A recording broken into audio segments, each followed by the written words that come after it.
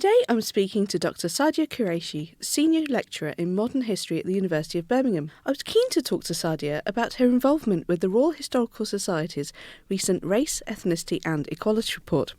I was also very interested to speak to Sadiah about her research into the commercial exhibition of displayed peoples in 19th century Britain and her current work on the history of extinction. Why? Because I think these are areas where collaboration with museums could result in some really fascinating work. Hi, I'm really happy to introduce Dr Sadiah Qureshi. She's a Senior Lecturer in the Department of History at the University of Birmingham. Do you tell us a little bit about your own research? Well, at the broadest level, I'm a historian of race, science and empire, and I'm particularly interested in how those three intersect, and particularly in terms of thinking about histories of display and collecting within the British Empire more broadly, but especially how those kinds of histories are represented to the British public, both in the 19th century and now. Perfect. I think that really neatly encapsulates why I've invited you to come and talk to me today. Thank you. I wanted to start by talking a little bit about the Royal Historical Society's recent Race, Ethnicity and Equality Report, which came out only in October last year. So it's only just come onto people's radars maybe, and hopefully is generating a lot of conversation and hopefully even more change across the sector as well. Can I ask why you decided to get involved in this? And I ask very specifically because, as also a person of colour, I find so much of this type of work tends to fall on us, and it sort of takes you partly away from your research, and it doesn't necessarily generate very much positive press for us, shall I say.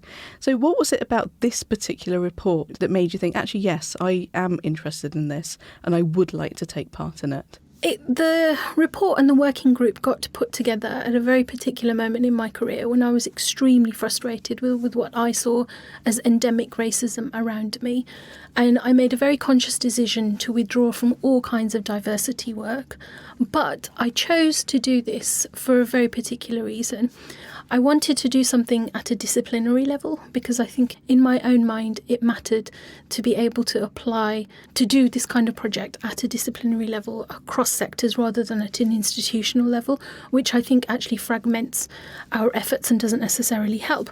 But also, I chose to do it partly because of the fact that it was being led by Professor Margot Finn, who is the current president of the Royal Historical Society, who is fabulous in lots of ways, but especially her energy and her commitment to using the resources of the Royal Historical Society to do this work. Because in my experience, often when people want to do this work or think they want to do this work, they're not necessarily committed to change. They're not necessarily committed to expending their own labour.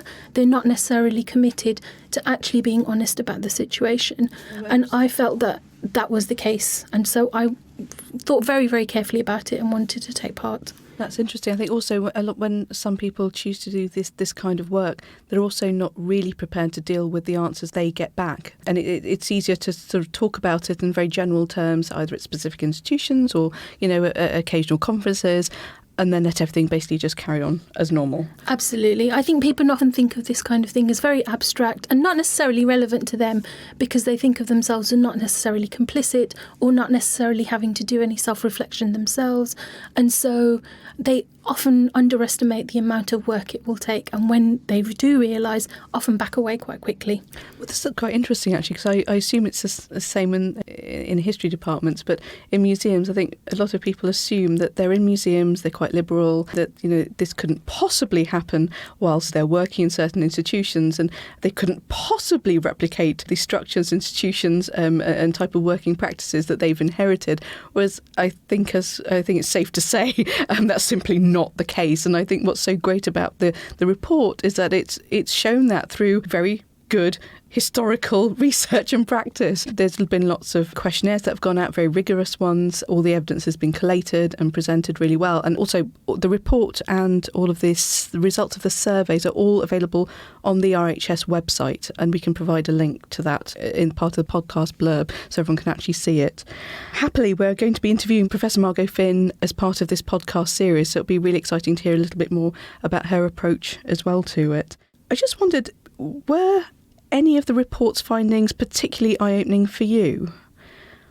In some ways, yes and no. The numbers didn't actually shock me because I'd been paying attention to them for a long time. So, for instance, out of over 19,000 professors in the UK, around 85 are black. At the time that the report was published, there was only a single black professor of history in the entire UK, and I believe he was the first, Professor Hakeem Adi, who was appointed in 2015. I already knew that, but I think many people found that a bit of a shock.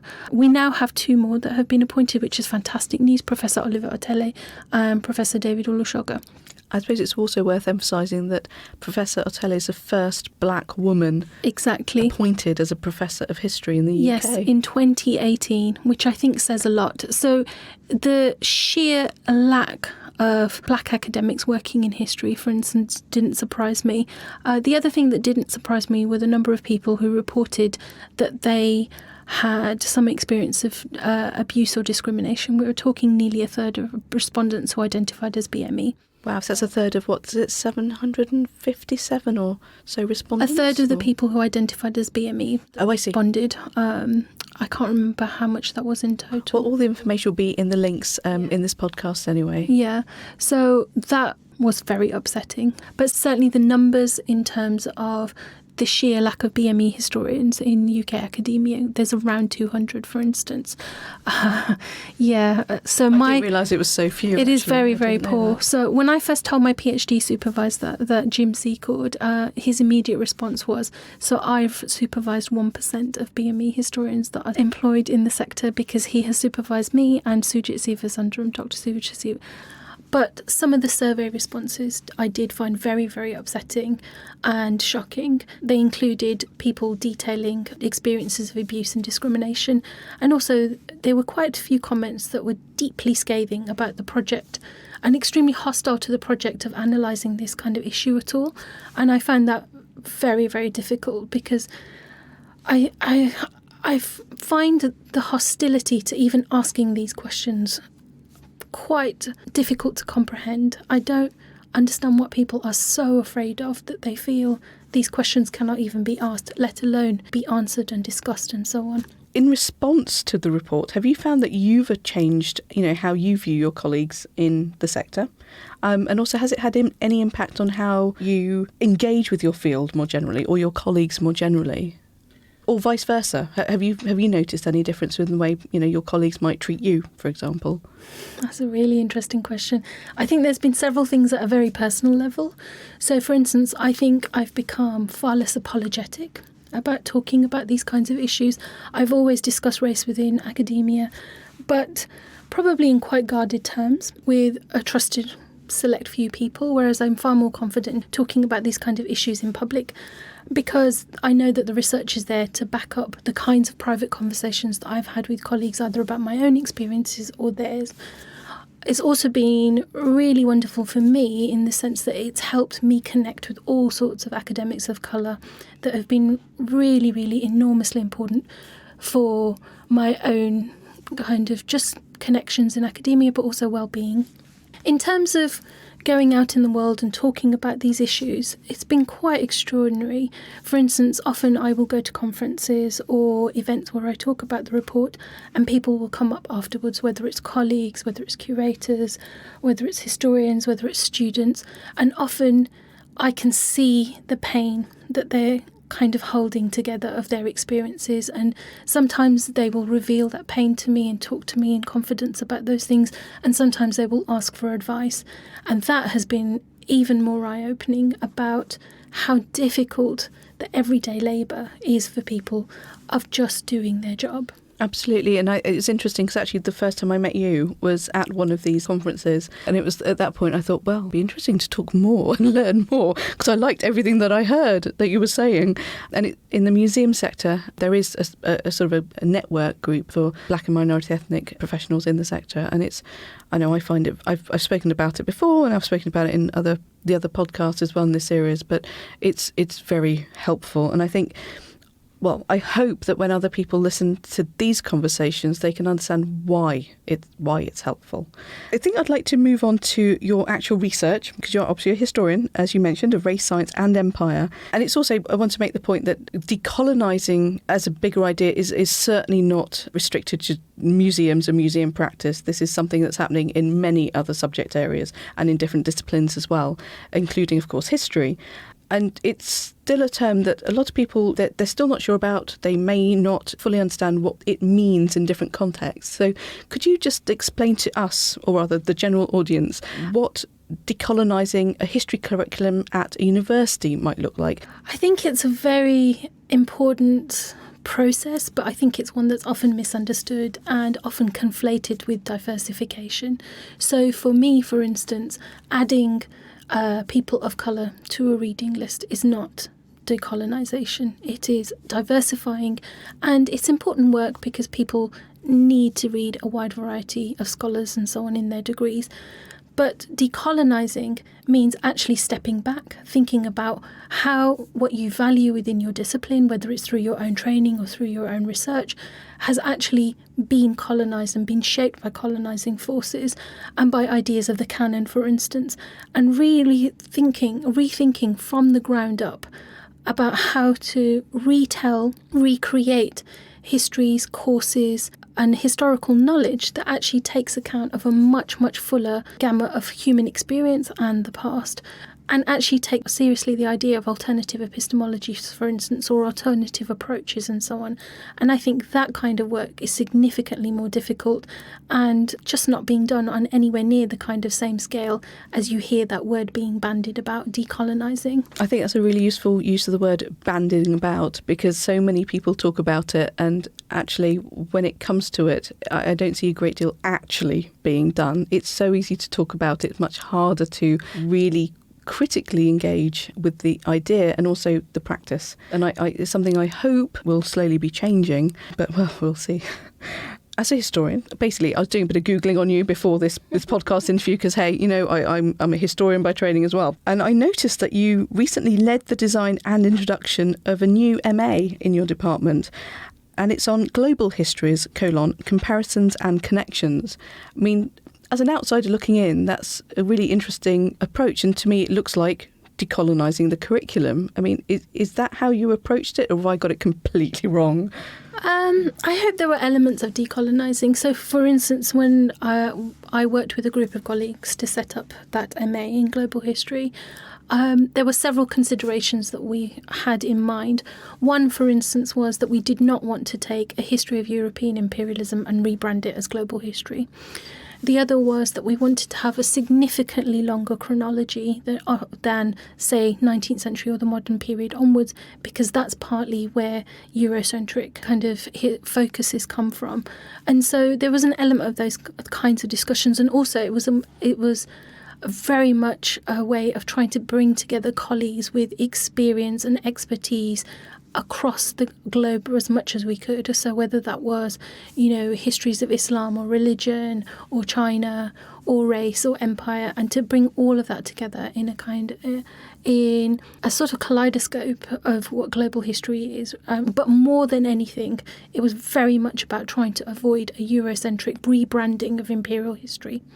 Sounds really interesting. Has it started yet? Has it been? Yeah, it's been running for several years now, in fact. Oh, wow. And I'm hoping, I would say that the students find it interesting and distinctive. Have you found that your student body has changed gradually after the introduction of this course, or is it sort of a silly question to ask?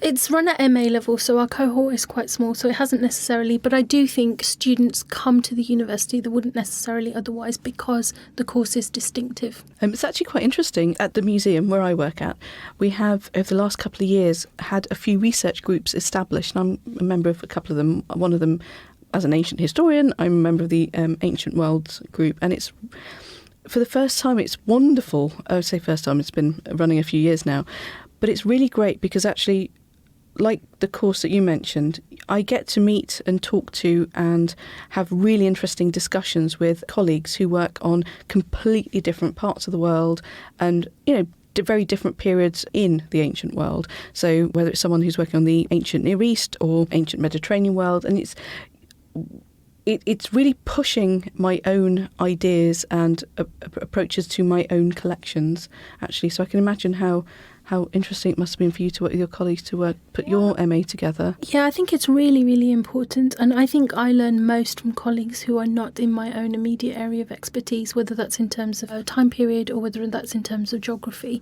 You know, for instance, where we might have a common interest in, say, display or collection or material culture, but have radically different senses of what that means in our work. That is, without doubt, those are some of the most fruitful conversations I have. You just mentioned display, which is really convenient, because I really wanted to ask you about some collaborative work that you and your students did on an exhibition a little while ago at the National Portrait Gallery, and it's called George Catlin, American Indian Portraits. Could you tell me a bit more about how you as a historian got involved in that kind of project? I and the students had so much fun doing that. It was an absolutely wonderful thing. Essentially, the National Portrait Gallery were running this project with George Catlin's paintings, which are normally at the Smithsonian, and they got in touch with me because one of the curators of the project, Stephanie Pratt, knew who I was and knew of my work on Catlin and displayed peoples, and asked if I wanted to be involved. Could you just tell us a little bit more about George Catlin? Because I hadn't come across him, and I imagine a lot of people haven't either. He is an American painter that is very, very famous in particular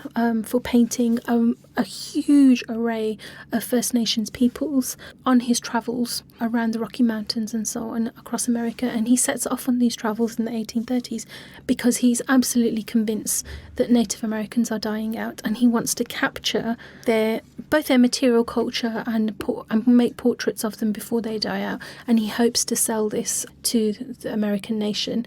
The plan doesn't quite work out originally because the nation isn't interested. So he essentially goes on tours across Europe, and including in Britain and in London. What sort of date was this? His tours were in the 1840s, and it's particularly important because he's accompanied on those tours in the 1840s by groups of living Native Americans. And so this was a chance to bring back the portraits of some of those people that were displayed in London in the 1840s at the National Portrait Gallery, as well as put together these images. And eventually the collection does end up in the hands of the Smithsonian, so it ends up fulfilling that purpose from his perspective. And my students were asked to essentially do some research on different aspects of the collection and about Catlin and provide responses to the paintings. They did gallery talks, and they produced mini films and podcasts for the gallery's microsite on the National Gallery website. And so they worked with curators and designers as in the lead up to the launch of the exhibition, and they got to meet people behind the scenes such as the designers and so on as they were thinking through these processes, and I kind of helped guide them in that. And it was just an absolutely wonderful opportunity for them, but also for me, because as far as I'm concerned, if there's a chance to work with a museum, I will take it. I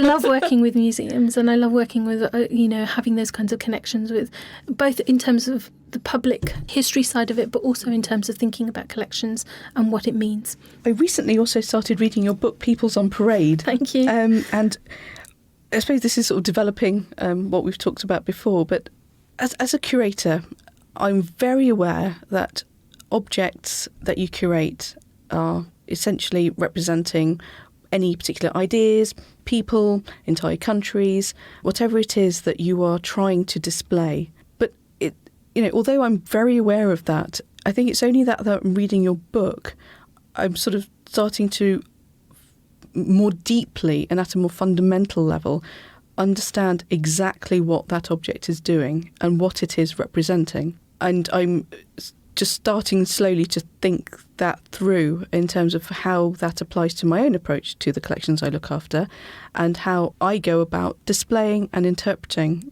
that material as well. Could you tell us a little bit about your work? Because I think it has wide and very deep application to the museum sector. And I think a lot of museum boards could actually get quite a lot out of reading it. Thank you, that's so kind. It's also very true.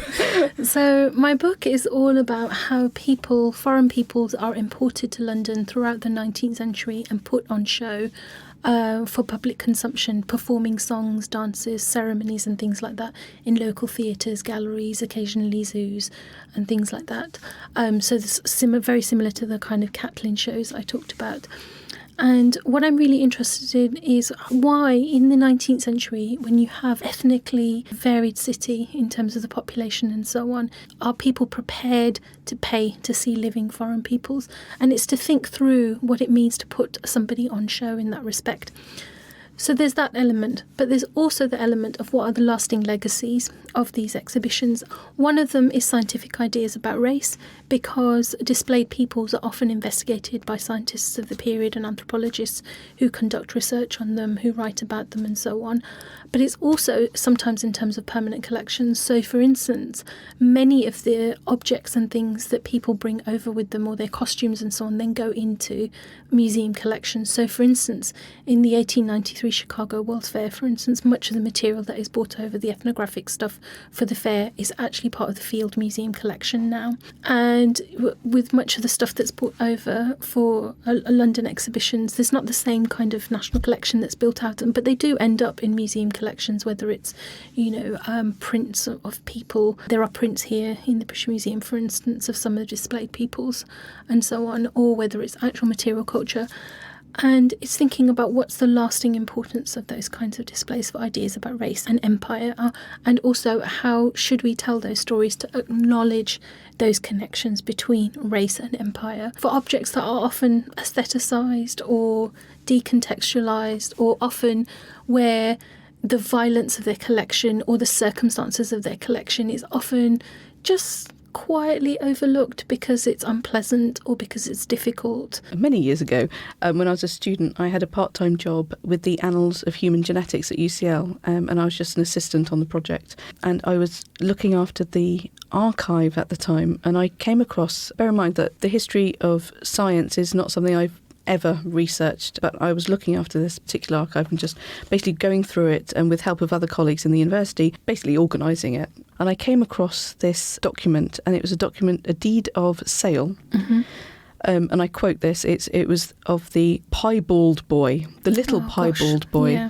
And it was I believe he was an enslaved, very young child. I think he was something like 2 or 4, really little boy. And he had a genetic skin condition. And he was removed from his mother, and I believe they were in the Caribbean. And he was purchased by a group of people, and I had the deed of sale in my hand. And I was reading it through, and it was only as I was reading it I realised what it was that I was holding, and I just burst into tears. This tiny child, and then I read some of the leaflets that went with it, historic leaflets, and this little boy was taken to England, taken to London, displayed, toured around a little bit, and when he was 4, he died. So he never went back to his mother, and I was completely torn apart by that. And reading your work sort of brought back those memories, but made me realise that that particular thing, that's just across the road. Absolutely. This is not a story or object or collection or anything else that isn't present right here, because it is. It's absolutely present. And I think you're right, it's the interpretation of particular objects or whatever it is, because it would be quite interesting to display one of the little pamphlets that went with it as, just an example of this is the kind of thing. But actually, the emotions that sort of rip through you when you're actually confronted by the whole story about this little child, I think especially as a mother myself, it really hits you hard. I think there's something very particular about human remains and about stories about people that often gets to people. But I think there's often also actually a sense in which people overlook the way that objects, for instance, are actually ancestors and actually decontextualise them, that they're not objects at all, like the moai here, for instance. People often don't understand what these acquisitions mean to the communities that they come from, or even if they do, they don't necessarily act on them, such as repatriating things, for instance, that have been forcibly taken or that just shouldn't be on show at all. As somebody who's currently looking at the Sri Lankan collections that we have, most of this material is actually contemporary with the period when they were acquired, i.e. they were newly produced. So late 19th century, lots of basically art objects. And it's really easy to display something as a very pretty, beautiful object. But it's only when you contextualise it that you're telling a fuller story of empire, of the power relationships and the dynamics involved.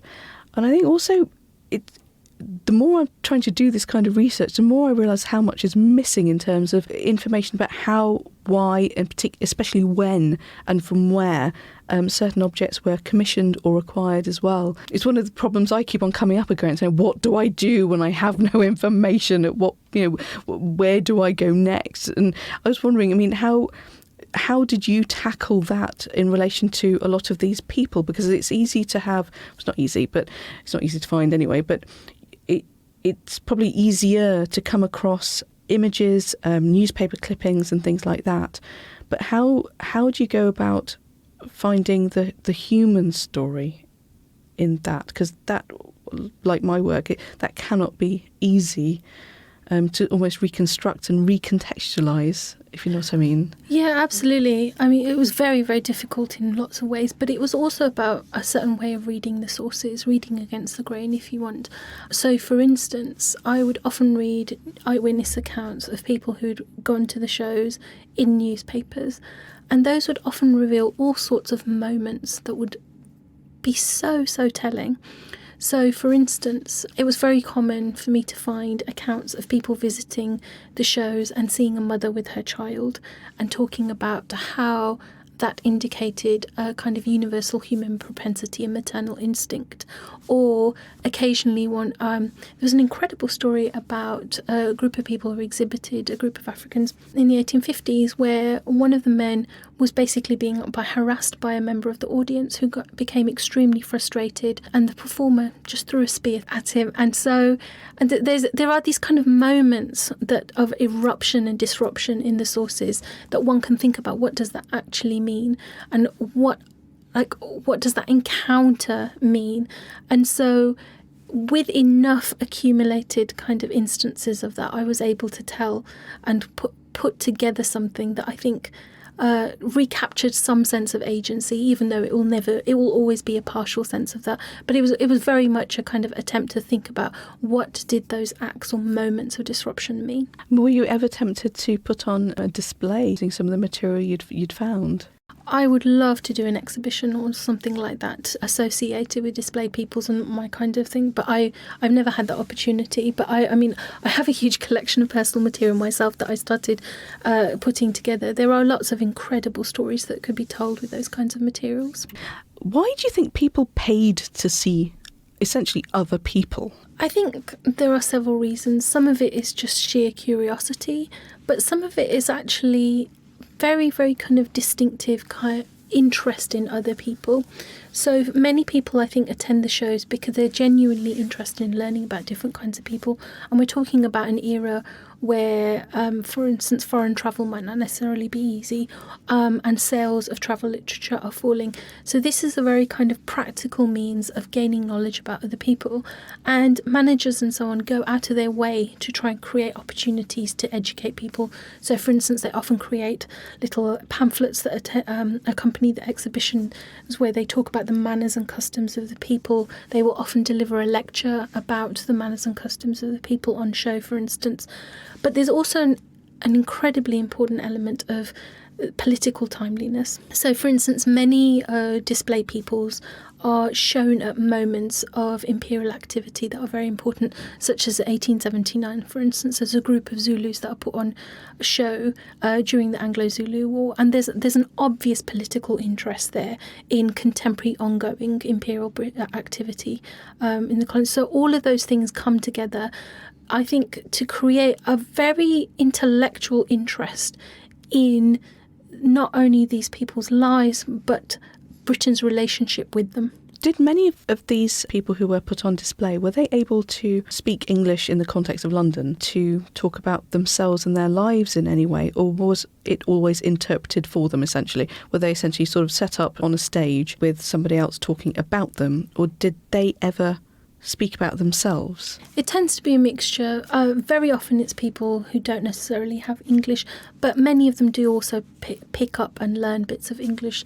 So, for instance, in 1853, there's a couple of little children that are put on show as the Earthmen, and they're effectively imported by a man who wants to make them into missionaries and send them back home. And before they're put on show, they live with him and his children, and they learn all sorts of English, so that they're exhibited almost as if they're at home at a salon. And so when visitors come and see them, they actually sing songs in English, and they, chat to people and so on. So there are those kinds of interactions. But often, if that's not possible, there will be a manager to interpret on their behalf. Was it always a sort of a European person bringing people over and putting these other people on display? Or were there ever any circumstances where somebody from, say, India brought other Indian people over, or from any other parts of the world? On the whole, in the 19th century, it tends to be European entrepreneurs and so on that are doing it. But occasionally you do get colonised peoples exhibiting themselves. So, for instance, in the 1840s, there's a Native American, Mungu Das, who exhibits a group of Native Americans. And later in the World's Fairs and so on, you do occasionally get nations putting together sections about their own nations and displaying and having a kind of input on that, and therefore helping with the kind of process. So that's much more rare, especially in the 19th century, but it does occasionally happen. And occasionally there are stories of people who will go on a tour and will then, one of them may well end up becoming a manager or so on, and then effectively creating a career out of this. It's quite rare, but it does happen. So what are you working on at the moment? I'm sort of curious to know. At the moment, I'm working on a history of extinction. And what I'm really, really interested in is connecting up histories of race, science and empire with respect to extinction. So, for instance, many people, when they're younger, will go to a natural history collection, see dinosaurs, and they will be aware of this idea of extinction. But I don't think many people understand the imperial connections of those kinds of collections. So, for instance, many people have probably seen a stuffed tiger in a zoo. I've definitely seen a stuffed tiger. Sorry, in a museum rather. But how often is the story of the decimation of tigers in India, for instance, told as a kind of a scourge? So, for instance, we think of tigers as endangered animals that need protection and are beautiful and so on. But in the 19th century, the Victorians hunt them because they think they're a scourge on India. And many of the kinds of older tigers that we have in our collections are actually through imperial hunts from the British and so on. So I'm working on connecting up those kinds of stories of endangerment and extinction more broadly, but especially in terms of thinking about museum collections as well. Well, that sounds really interesting. I've seen so many 19th century photographs of almost like your stereotypical colonial officer with his gun aloft and foot on a dead lion, tiger, you name it. Yeah. Essentially add in the endangered animal. Oh, that's a really interesting way of thinking about it. Yeah. The other really common animal is gorillas. We often think of them as really beautiful, important animals now. But in the 19th century, when they're first brought over and put on show in collections, they're stuffed and they're made to look as tall as possible and as aggressive as possible, because these 19th century huntsmen want to tell tales of how they've collected these strong, they're so brave, aggressive animals. So you can always spot a gorilla that's been stuffed in the 19th century because they look so strange. I suppose that's just bringing to mind the film King Kong. I guess that's exactly it, isn't it? Are there any particular regions of the world that you're looking at for this research, or are you looking at it globally? I'm looking at examples from America, Australia, probably a couple from Europe as well. When you talk about extinction, I know people like to conflate race and the idea of extinct peoples. Are you looking at people in that way as well? Yes, I will be doing. One of the things I think is important about extinction is that people assume that it only applies to animals and plants and so on. But actually in the 19th century, when the idea of extinction is introduced at all, so we're quite used to the idea that things can go extinct, but that's a very modern idea. That's actually established in the late 18th century by work on fossils. Before then, people assume, for instance, an animal that seems to have disappeared from the world may well be found in another place, for instance. So that idea that something is permanently lost from the natural world is actually a very modern idea. And once it gets established with respect to the animal world, it very quickly gets applied within the context of broader histories of imperialism to colonised peoples in particular. So, for instance, throughout the 19th century, there are claims that Native Americans will die out, or Aboriginal Australian people will die out.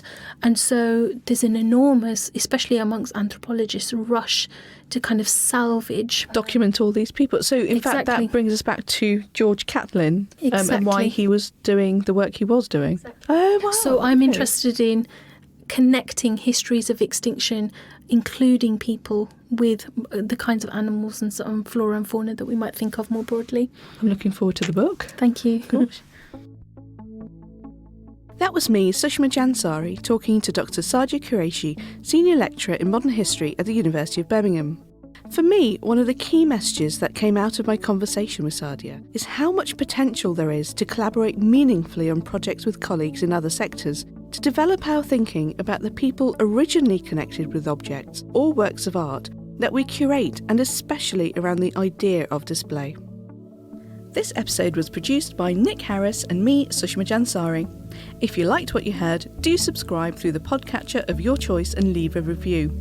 There'll be a new episode next week, but if you can't wait, follow the show at The Wonder House.